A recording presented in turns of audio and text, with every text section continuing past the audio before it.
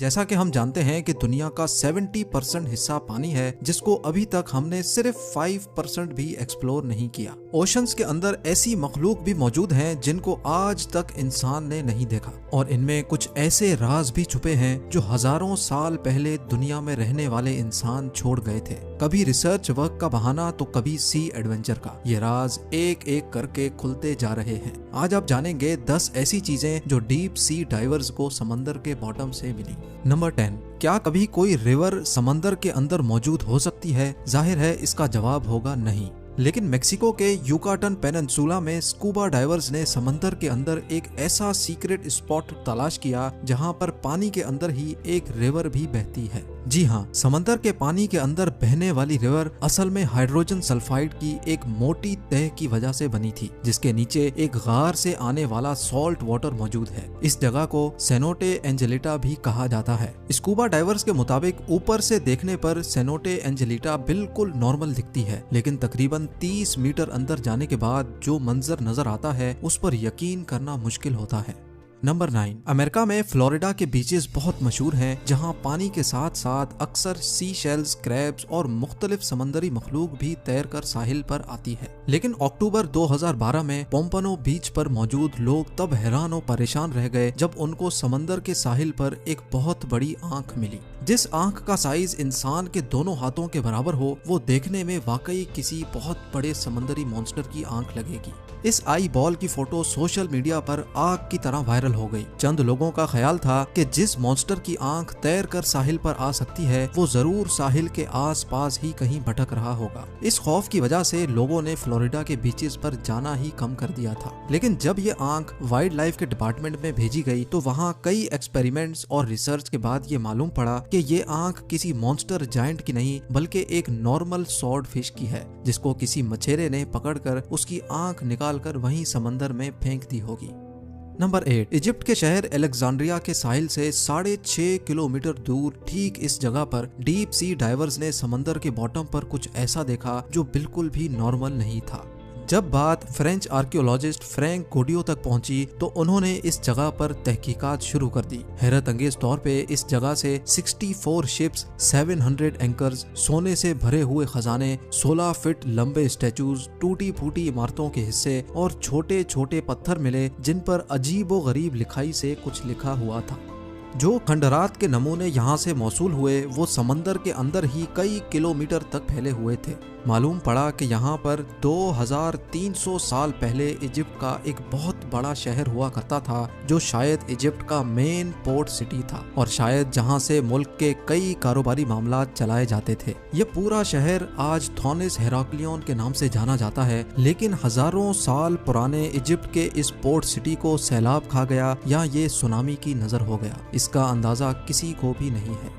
Number 7, समंदर में 1 kilometre deep मछली की एक ऐसी किस्म भी रहती है जिसको देखना भी जापान में बहुत खराब समझा जाता है। इस मखलूक को जायंट और फिश कहा जाता है, जो अपनी जिसामत की वजह से अजीब समंदरी मखलूक भी कहलाई जाती है। समंदर में 1 किलोमीटर नीचे रहने वाली इस अजीब व गरीब और फिश की लंबाई 50 फुट से भी बड़ी होती है और इसको देखते ही पहला ख्याल यही आता है कि ये कोई समंदरी सांप या अजदहा होगा। जापान में ये माना जाता है कि समंदर के साहिल पर और फिश का नजर आ जाना कुदरती आफत के आने का एक सिग्नल होता है। लेकिन साइंसदानों के मुताबिक ग्लोबल वार्मिंग की वजह से समंदर के बॉटम पर रहने और बसने वाली मखलूक सतह समंदर का रुख करने पर मजबूर है। नंबर 6, अंडर वाटर स्पोर्ट्स में समंदरी दुनिया देखना वाकई एक दिलचस्प काम है, लेकिन इस एडवेंचर के दौरान किसी के सामने अचानक से ये स्टैचूज आ जाएं तो कैसा होगा। वेस्ट इंडीज के साहिल से कई किलोमीटर दूर इस मकाम पर समंदर के बॉटम पर मौजूद ये है अंडर वाटर स्कल्पचर पार्क। 2006 में लॉन्च करने वाले इस पार्क के पीछे एक ब्रिटिश आर्टिस्ट का हाथ है, लेकिन इस स्कल्पचर पार्क के बनाने के पीछे जो मकसद है वो इस पार्क से भी ज्यादा दिलचस्प है। समंदर में मौजूद छोटी बड़ी चट्टानें मौजूद होती हैं, जिनके अंदर छोटी मछलियां अपने आप को महफूज समझती हैं, लेकिन जिस जगह ये चट्टानें मौजूद नहीं होती वहां जाने से छोटी मछलियां अवॉइड करती हैं। 800 स्क्वायर मीटर पर फैले इस पार्क को बनाने का मेन मकसद छोटी मछलियों को शेल्टर प्रोवाइड करना था। इस आर्टिस्ट का कहना है कि इस पार्क को बनाने के बाद लाखों मछलियों ने इस जगह का रुख किया।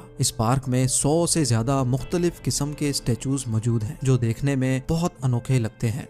नंबर 5, जब से ये दुनिया बनी है तब से लेकर अभी तक जितनी भी कौमें यहाँ रहती थी, समंदर उनके बेशुमार राज छुपाए हुए है। इटली के करीब समंदर के बॉटम से डीप सी डाइवर्स को पुराने जमाने में इस्तेमाल होने वाली दवाइयाँ मिली। देखने में ये टैबलेट्स आज के दौर की दवाइयों से काफी अलग दिखती हैं, लेकिन अब मालूम करना था कि इनके अंदर कौन से केमिकल मौजूद हैं और ये किस मर्ज की दवा है। लेबोरेटरी टेस्टिंग से मालूम पड़ा कि ये दवाई कम से कम भी 2000 साल पहले बनाई गई थी, लेकिन इसके अंदर जो इंग्रेडिएंट्स इस्तेमाल किए गए थे वो जानकर तो और भी ज्यादा हैरत हुई, क्योंकि इसमें starch, pine resin, B wax, animal और प्लांट फैट्स के साथ साथ ओलिव ऑयल भी शामिल था। साइंसदानों के मुताबिक ये दवाई आंखों की बीमारी के इलाज के लिए इस्तेमाल की जाती होगी। ये दवाई एक छोटे टिन में अच्छी तरह प्रिजर्व थी और देखने में ऐसा लगता है कि ये हाथों से बनाई गई होगी, क्योंकि जिस स्पॉट से ये दवाइयाँ मिली थी वहाँ से थोड़ा ही दूर एक क्रैश्ड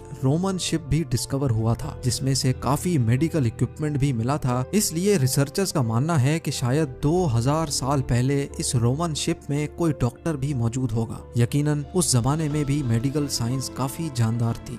नंबर 4, फ्रिल्ड शार्क समंदर के बॉटम में रहने वाली एक ऐसी मखलूक है जो देखने में दिलचस्प लगने के साथ साथ खौफनाक भी लगती है। ग्रिल्ड शार्क की बॉडी का कुछ हिस्सा डायनासोर जैसा है, जबकि कुछ हिस्सा सांप जैसा दिखता है। इसका मुंह दिखता तो सांप जैसा है, लेकिन इसके मुंह में दांत भी होते हैं और वो भी पूरे 300। जी हाँ, इसके 300 दांतों की डायरेक्शन अंदर की तरफ होती है। इस क्रिएचर की लंबाई 6 फुट तक बताई जाती है और इसका शिकार करने का अंदाज सांप जैसा होता है। फ्रिल्ड शार्क अपनी बॉडी के आधे साइज का शिकार भी एक ही वक्त में निगल सकता है। इसके दांतों की डायरेक्शन की वजह से अगर कोई भी चीज इसके मुंह में अंदर चली गई तो उसका वापस आना पॉसिबल नहीं है। 2007 में जापान के एक मछेरे ने फिशिंग के दौरान पहली बार ऐसे क्रिएचर को पकड़ा। वाइल्ड लाइफ के इदारे ने ये क्रिएचर पकड़कर इसको सी वाटर पूल में डाला, जहां उसकी पहली बार वीडियो बनाई गई। उनका कहना था कि समंदर में 1 किलोमीटर नीचे रहने वाला ये क्रिएचर शायद बीमार था, इस वजह से समंदर की सतह पर आ गया होगा।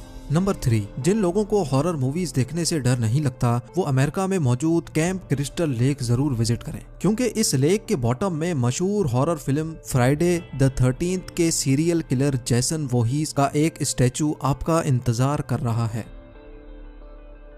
लेक के बॉटम में रखा गया ये स्टैचू अपने मशहूर मास्क और तलवार के साथ खड़ा किया गया है, जबकि इसका मुंह ऊपर की तरफ है ताकि लेक में डाइव करते ही डाइवर्स को खौफ का एक झटका लगे। स्टैचू के मालिक ने बताया कि वो कई सालों से इस लेक में डाइविंग कर रहा है और उसने दूसरे डाइवर्स को प्रैंक करने की नीयत से फ्राइडे द 13th के इस खौफनाक कैरेक्टर को चुना, लेकिन चंद रिपोर्ट्स के मुताबिक अभी ये स्टैचू लेक से हटा दिया गया है। नंबर 2, रिसर्चर्स की एक टीम को वर्ल्ड वॉर 2 में तबाह होने वाले एक फाइटर प्लेन का ढांचा मिला। माइक्रोनेशिया के समंदर के बीचों बीच रिसर्चर्स को वर्ल्ड वॉर 2 में तबाह होने वाले कई फाइटर प्लेन्स, टैंक्स, गाड़ियां और डाइव बॉम्बर्स मिले हैं। आज से 80 साल पहले वर्ल्ड वॉर 2 में 50 जापानीज शिप्स और 230 एयरक्राफ्ट समंदर में क्रैश हुए थे, क्योंकि ये स्पॉट ओशन के बिल्कुल मिडल में है जहां पानी हद से ज्यादा गहरा है। इस वजह से अभी तक कई एयरप्लेन्स और शिप्स का मलबा तो आज तक नहीं मिल सका। इसकी एक वजह यह भी है कि जब प्लेन समंदर के अंदर क्रैश होते हैं तो वो प्लेन जैसे नहीं दिखते, जिनको देखकर अंदाजा लगाना मुश्किल होता है कि ये कोई प्लेन है या फिर कोई समंदरी झाड़ी।